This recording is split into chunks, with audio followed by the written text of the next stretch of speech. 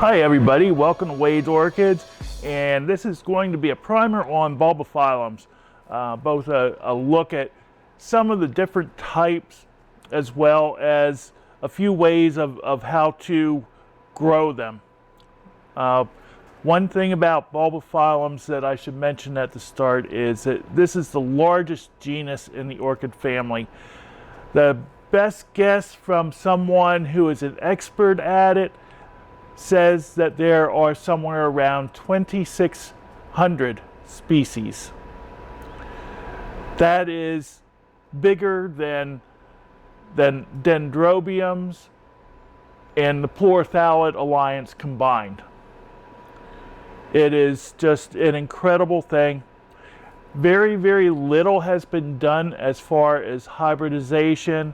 There's about, maybe 300 hybrids that have been registered with it so far to date from the Royal Horticultural Society. And there is just so much to be discovered, both about the species and about how the species influence in hybridization. It is just a remarkable and vast thing. What I have in front of me here are just a smattering of Bulbophyllums. I have a few of them in bloom. Some of them aren't in bloom. But something about them that they all have in common, and since this is handy, we'll start with this. This happens to be a hybrid. And I'll bring it up here real close for you. That is a cross of Medusii with Perseus. And the flowers last maybe a week or so. It is very floriferous. This whorl here, I counted, has 17 flowers.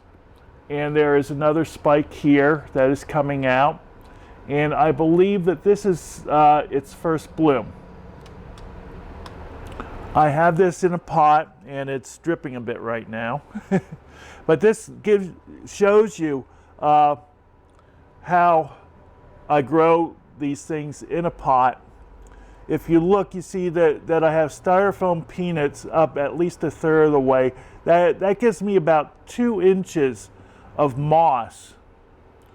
And the roots don't go much deeper than 2 inches on most Bulbophyllums. Another thing that is common with them is that the leaves on Bulbophyllums are normally much softer than most orchids. I would say probably even more tender than Phalaenopsis. They can break easily. They are more susceptible to insect damage than most other orchids. However, still not particularly bad or anything. Something else about most Bulbophyllums is that it is very difficult to keep them in a pot. That isn't true with all of them. This one is not doing too bad, but most of them have got a fairly long rhizome between the growths. And this is a very easy type of thing to grow. Most Bulbophyllums are very easy to grow with a couple of things that you have to keep in mind. Number one is that they like moisture and they like high humidity.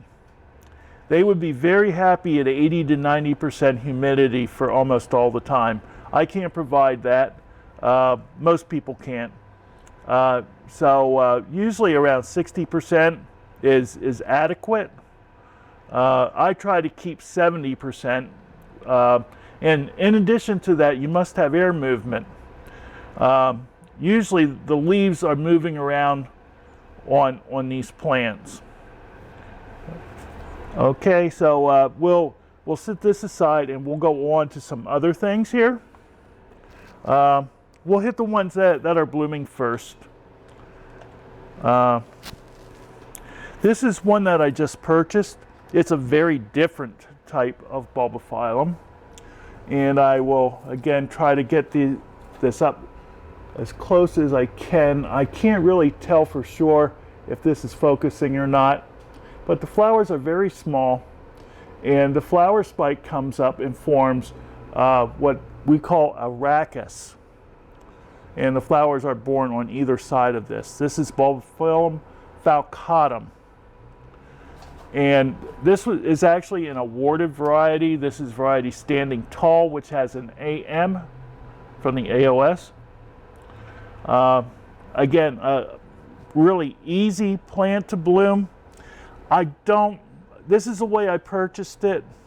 I really don't grow them in clay pots hardly ever. And I will probably move it from a clay pot sometime fairly soon. But one of the things that I do is I water this almost daily to keep enough moisture in the pots. So it's, again, a really different kind. You will see that there's, you know, several different main flowering types, there's also ones that are very different from anything else. The third one that I've got blooming here, this is a species. This little guy here is Bulbophyllum punctatum. I can't see real well. I hope I have that in the camera. It's got, I would say the flowers on this are about 3/4 of an inch long, and we've got 2, 3, 4, 5, 6, 7, looks like 8 flowers. This is typical for this plant. This one is rather, I should say, pungent. It doesn't really smell like rotting meat as what some of the Bulbophyllums do. However, I must stress it that the ones that smell like that are in the minority. Most of them have little fragrance. Some of them actually have a pleasant fragrance. But you'll see this is potted in a 5-inch bulb pan, which is how I put most of my kind of smaller plants in. And it's doing fairly well in that. It's starting to put out new growths. Something I should mention, Bulbophyllums will flower at various times of year. Some of them will flower multiple times in a year. But you can find Bulbophyllums that will bloom in winter, summer, fall, spring, you name it. They are very, very varied, and it isn't very hard to get a collection where you will have something in bloom almost all the time. Something else about most of these is that they like approximately Phalaenopsis type light, although they will take a little bit stronger. They will also get by with even less than Phalaenopsis type light. You can't really go by the color of the leaves all the time. I'm going to show you this one here next. This is a very small growing plant. This is Bulbophyllum frostii. Here, I'll bring it up a little bit closer. The bulb is actually as big as the leaf on this. The leaf is about an inch long. I'd say the bulb is about an inch long also. Very small growing, stays within a pot fairly well. It puts out little Dutch shoe type flowers. I think about 3 or 4 on a spike, and is a real pleasant thing. It's being used a fair amount in hybridization now. Real nice. What it provides is it does keep things small. Its unique type of flower is very pleasant and can really make for some nice looking hybrids. Real nice thing to grow. So we'll set these aside here and move on to some other things.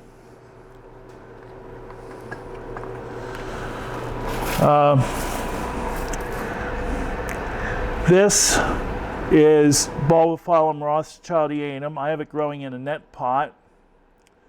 And something, if you do grow in a net pot and you find that you can't keep it wet enough, you can always sit your net pot in a plastic pot, which is what I have been doing with this.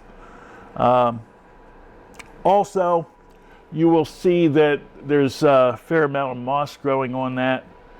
And I usually try to get a touch of moss to start things so that the moss will overtake the surface area rather than algae. Because you're going to have one or the other. It's just the nature of life. And I'd rather be looking at moss than algae, because not only is it not as pleasant to look at, but algae can get rather slimy. Something, let me bring this back under the camera again. And I want to show you, this is putting out a new growth. And you can see this is a good 2 inches of rhizome that it's putting out between growths. Bulbophyllum Rothschildianum is a beautiful, beautiful thing. The flowers are kind of a yellowish base color with spots and or stripes that make it look red. The coloring is obviously to attract the pollinators, which are usually flies. And it's been used extensively and will be used extensively in hybrids.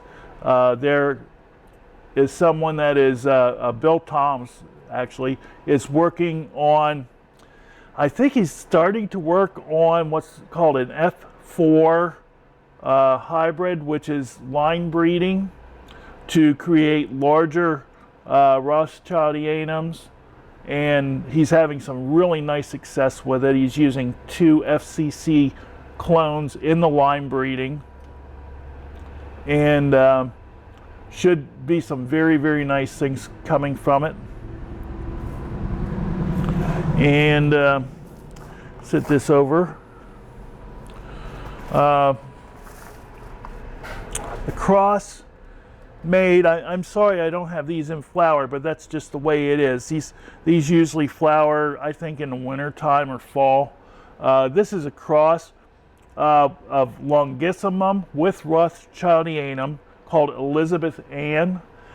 There is a famous clone, which this is, called Buckleberry, which got an FCC. It's available pretty easily at quite a few places.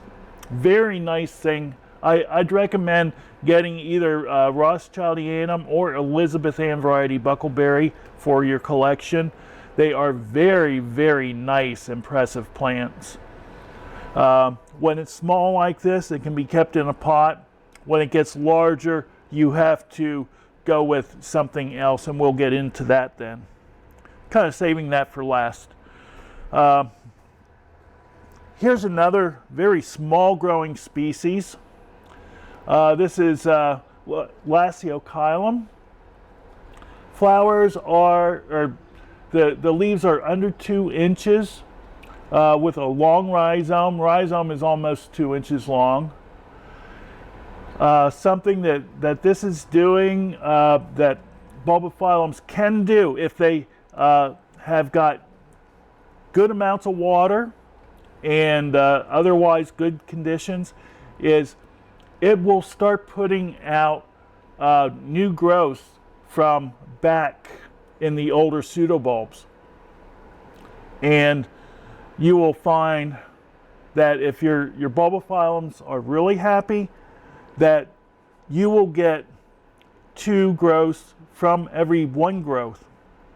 And after a while, a plant that is 4 years old, it can have 50 or so growths on it. We're getting the fan here now, so let me see if I can turn that off. Sorry about that. I'll turn that back on after things are over here. We don't need any more noise than we already have. So this is basically what they look like in pots. Here is one that is in, I think they call these plastic Vanda baskets.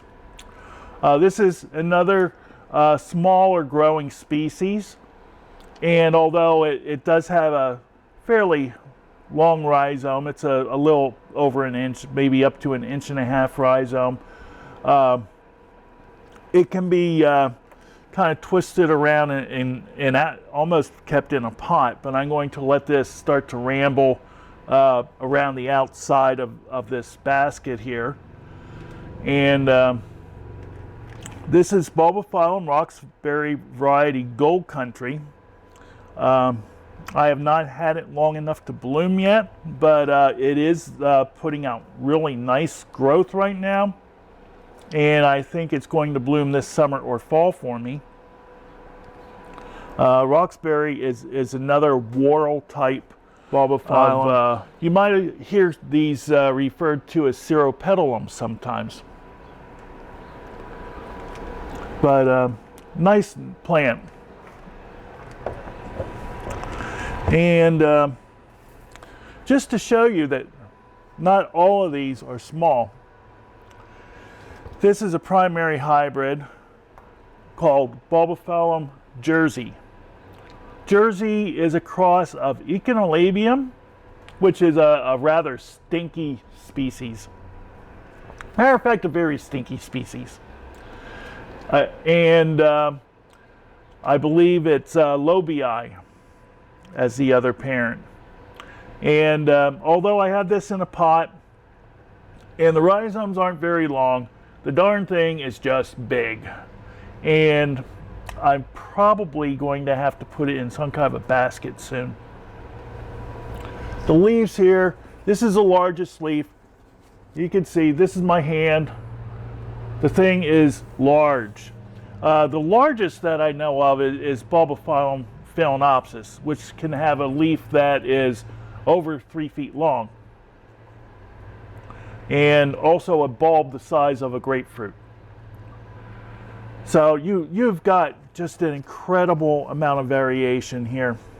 Again, you can see I have this with styrofoam peanuts and about 2 inches of moss. Okay. Excuse me. Put this over here and try to get back in the camera here. Have a sip of iced tea.